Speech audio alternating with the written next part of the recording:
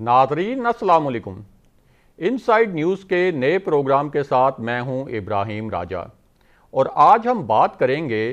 कि लद्दाख और उससे मुल्हिका इलाके में 10,000 चीनी फौजियों के भारतीय सरहद पार करके भारतीय इलाके में घुसने के बाद भारत की एयरफोर्स को क्यों हाई अलर्ट कर दिया गया है और इस इलाके में दुनिया के चौथे बुलंद तरीन एयरपोर्ट पर क्या हो रहा है। अगर आप इस खबर की तफसील जानना चाहते हैं और आने वाले दिनों में भी अहम मामलात से आगाह रहना चाहते हैं तो हमारे चैनल को सब्सक्राइब कीजिए। और अब बात करते हैं आज के मौजू पर। तो आपको बताएं कि चीन और भारत के दरमियान जो लद्दाख और इससे मुल्हिका सरहदी इलाका है, यहाँ पर 10,000 जो चीनी फौजी हैं वो लाइन ऑफ एक्चुअल कंट्रोल को पार करके भारत के इलाके में घुस गए हैं। और जो भारत के सरकारी हुक्काम हैं और भारतीय मीडिया खुद अब इस बात का एतराफ़ कर रहे हैं कि जो चीनी फौजी दस्ते हैं उन्होंने भारतीय फौजी दस्तों को एक एक किलोमीटर पीछे धकेलते हुए 35 मुरब्बा किलोमीटर भारतीय इलाके पर कब्जा कर लिया है। जबकि कुछ उनके जो मीडिया आउटलेट्स हैं भारतीय, वो ये कह रहे हैं कि चीनी दस्तों ने दरअसल भारत के 60 मुरब्बा किलोमीटर तक के इलाके पर कब्जा कर लिया है। इसके साथ साथ ये भी बताया जा रहा है कि ये जो चीनी फौजी भारतीय इलाके में घुसे हैं, इन्होंने वहाँ बाकायदा अब फौजी कैंप लगा लिए हैं, यानी वहाँ फौजी खैमे लगा लिए हैं। और इसके साथ साथ जो फौजी और अस्करी नौयत का साजो सामान है वो भी वहाँ पहुँचा दिया गया है। और इस सिलसिले में बहुत अहम बात यह है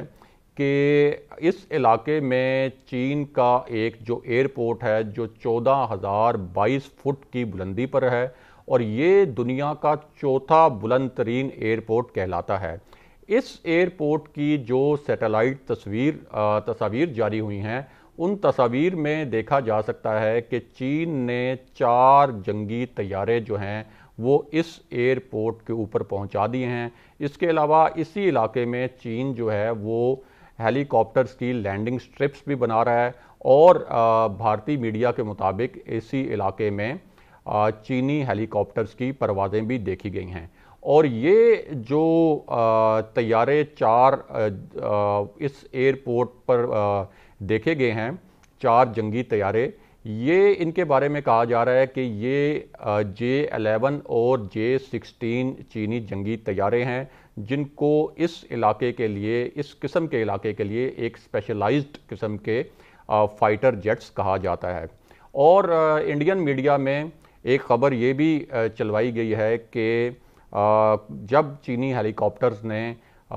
इस इलाके में परवाज़ें की तो कुछ इंडियन जेट तैयारों ने उनका पीछा किया, ताहम कोई राडार डेटा इसके मुतल्लिक पेश नहीं किया गया और ना ही इसके मुतल्लिक किसी किस्म के और शवाहिद पेश किए गए हैं। लेकिन अब ये कहा जा रहा है कि वहाँ जो इंडियन एयरफोर्स है वो एक निगरानी का एक पेट्रोलिंग मिशन यानी एक फ़ज़ाई मिशन जो है वो तरतीब दे रही है, ताकि अगर वहाँ चीनी जंगी जहाज़ उड़ते हैं या चीनी जंगी हेलीकॉप्टर्स वहाँ परवाज़ करते हैं तो उनका रास्ता रोका जा सके। और ये जो पूरी सूरत हाल है इसको भारत के लिए बहुत ही ज़्यादा तशवीशनाक और बहुत ही ज़्यादा संगीन करार दिया जा रहा है। और अब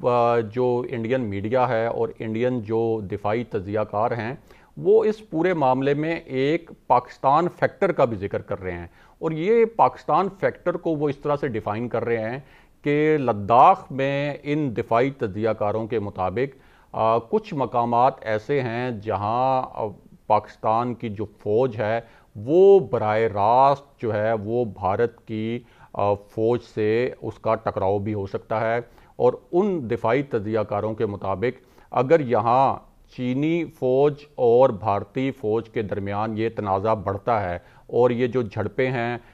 ये अगर ज़्यादा इनमें शिद्दत आती है और ये अगर जंग की शक्ल अख्तियार करते हैं तो जो भारत के दिफाई तज्ज़ियाकार हैं वो ये कह रहे हैं कि इस बात का भी भारत को खदशा है कि पाक फ़ौज जो है वो लद्दाख के कुछ इलाकों में बराह रास्त जो है वो भारतीय फ़ौज के ख़िलाफ़ कार्रवाई कर सकती है चीनी फ़ौज के साथ मिलकर। लेकिन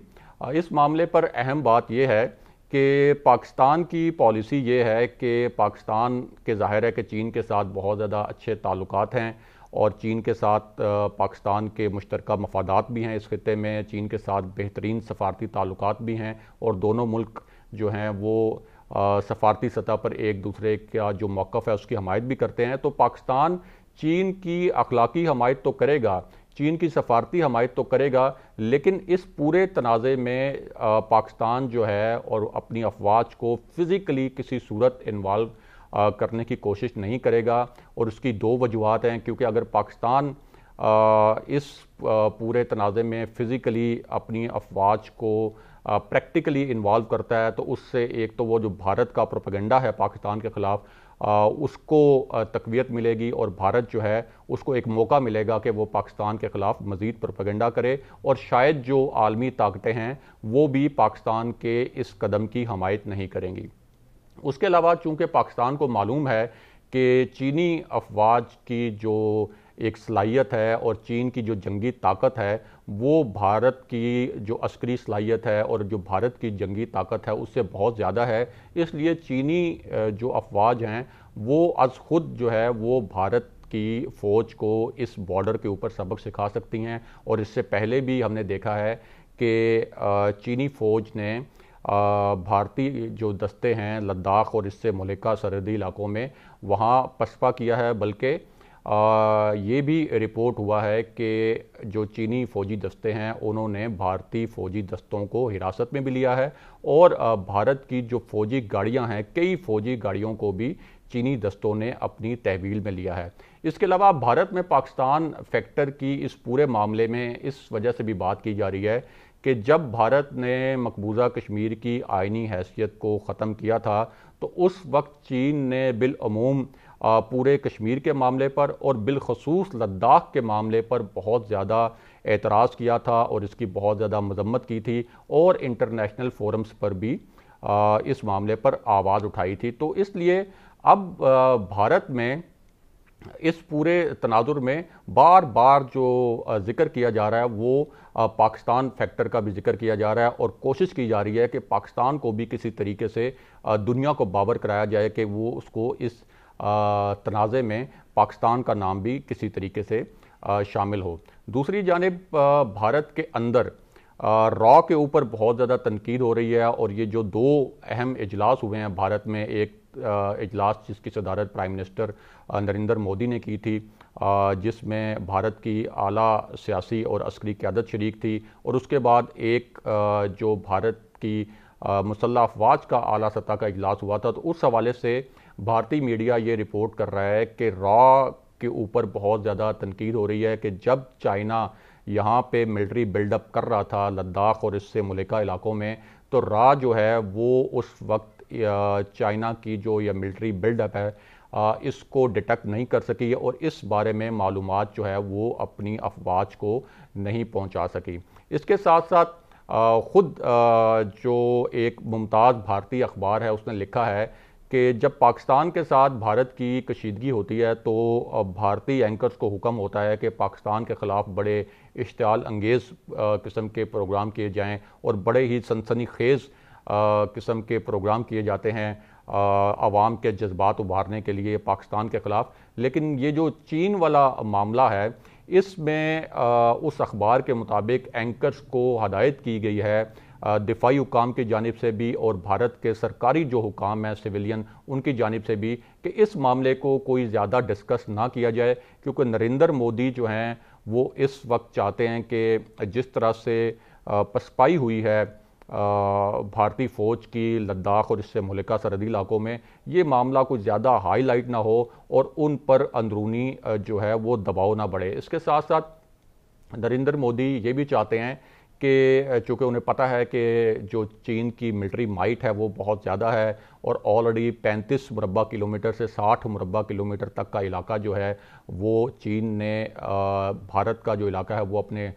कब्ज़े में ले लिया है और वहाँ पे कैंप्स भी कायम कर दिए हैं। तो वो नहीं चाहते कि अपोजिशन का और जो अवामी हलके हैं और वहाँ के जो दीगर फाल हल्के हैं, उनका दबाव जो है वो नरेंद्र मोदी पर बढ़े और नरेंद्र मोदी पर इस हवाले से बहुत ज़्यादा तनकीद हो। और इसके अलावा ये बात भी बहुत अहम है कि इस वक्त आलमी मीडिया की जो हेडलाइंस हैं वो ये हैं कि जब चीनी सदर ने